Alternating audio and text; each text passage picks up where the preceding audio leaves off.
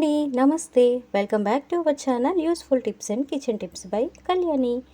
నేను ఈ వీడియోలో క్రాఫ్ట్ అండ్ అలాగే కుకింగ్ వీడియోస్ చేస్తూ ఉంటాను. మీకు టిప్స్ కూడా షేర్ చేస్తూ ఉంటాను.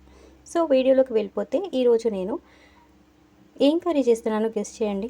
ఫస్ట్ మీకు అర్థమైందో లేదో నాకైతే తెలియదు, నేనైతే చెప్పేస్తా. తోటకూర ఫ్రై అయితే చేస్తున్నాను. నాకు తోటకూర ఫ్రై చాలా ఇష్టం. పిల్లలు కూడా ఇష్టపడి తింటారండి ఇలా చేస్తే. తప్పకుండా మీరు కూడా ట్రై చేయండి. ఆ ప్రాసెస్ ఏంటో ఇప్పుడు చూసేద్దాం. ఫస్ట్ వచ్చేసి నేను మూకుడిని అయితే పెట్టేసుకున్నానండి. స్టవ్ అయితే ఆన్ చేసుకుంటున్నాను. ఇందులోకి ఆయిల్ అయితే ఇప్పుడు యాడ్ చేసుకుందాం. సో ఈ తోటకూర ఫ్రై చేయడం చాలా సింపుల్, హెల్దీ కూడా, బాగుంటుంది. తప్పకుండా ట్రై చేయండి. ఇవి రోటీస్లో కూడా చాలా బాగుంటుంది. సో నేను ఆయిల్ అయితే యాడ్ చేసుకున్నాను. తర్వాత ఫస్ట్లీ వచ్చేసి వెల్లుల్లిపాయలు యాడ్ చేసుకుంటున్నాను. ఇవి కాసేపు ఫ్రై అవ్వనివ్వాలి. ఇప్పుడు ఇందులోకి తాలింపు దినుసుల్ని యాడ్ చేసుకుంటున్నాను, 2 టేబుల్ స్పూన్స్. సో ఇవి వెల్లుల్లి అయితే స్కిప్ చేయకుండా వేసుకోండి, చాలా బాగుంటుంది కర్రీలో టేస్ట్ వైజ్.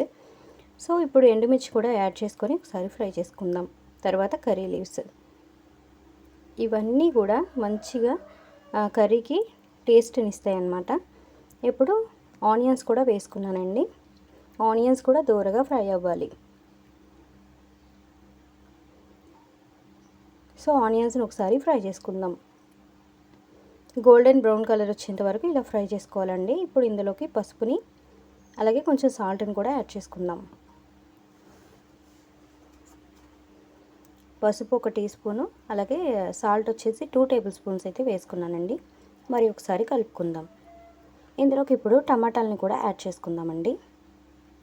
టమాటాలు వేసేసి మంచిగా కలుపుకొని, ఇవి టమాటాలన్నీ మొత్తం మగ్గిపోవాలండి. అసలు ఏమాత్రం కనిపించకూడదు అనమాట. పీస్ కూడా కనిపించకూడదు, అంత బాగా మగ్గించేయాలి. చూసారు కదా, మంచిగా అసలు ఇప్పుడైతే కనిపించడం లేదు. సో అలా అయితే మీరు ఫ్రై చేసుకోండి. నెక్స్ట్ వచ్చేసి నేను తోటకూరని ఇలా కడిగి శుభ్రంగా పెట్టుకున్నాను. ఇప్పుడు దీన్ని కూడా యాడ్ చేసుకుందాం. తోటకూర వచ్చేసి బాగా మగ్గిపోవాలండి, కాడలు కూడా సో ఏం కనిపించకూడదు. సో అప్పుడే కర్రీ అనేది టేస్ట్ బాగుంటుంది. ఇది తోటకూర అనేది పచ్చి వాసన వస్తూ ఉంటుంది కదా, అది లేకుండా మంచిగా ఫ్రై చేసుకోండి. కొంచెం టైం ప్రాసెస్ ఎక్కువే పడుతుంది, అయినా సరే మీరు వెయిట్ చేసి మంచిగా ఉడికేంత వరకు ఉంచండి, ఫ్రై చేసుకోండి. తర్వాత కొంచెం ఉడికిన తర్వాత మంచిగా ఇట్లా ఆయిల్లోనే బాగా ఫ్రై చేసుకోవాలి. ఆ తర్వాత కొంచెం కారం యాడ్ చేసేసుకొని, కొత్తిమీర లాస్ట్లో యాడ్ చేసుకొని సర్వ్ చేసుకుంటే టేస్టీగా ఉండే తోటకూర ఫ్రై అయితే రెడీ అయిపోద్ది.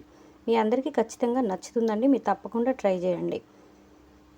సో చూసారు కదా, ఇప్పుడు కొత్తిమీరని జల్లేసుకుంటున్నాను నేను. చాలా బాగుంటుందండి, తప్పకుండా ట్రై చేయండి. సో ఇంకొక టిప్ ఏంటంటే, ఇందులో నిమ్మకాయని పెట్టాను కదా, ఎందుకు పెట్టానని మీకు డౌట్ రావచ్చు. ఈ నిమ్మకాయ పిండుకొని తింటే అసలు మస్తు ఉంటుందండి కర్రీ. సో మరొక ఇంట్రెస్టింగ్ వీడియోతో మళ్ళీ మీ ముందుకు వచ్చేస్తాను. Bye friends.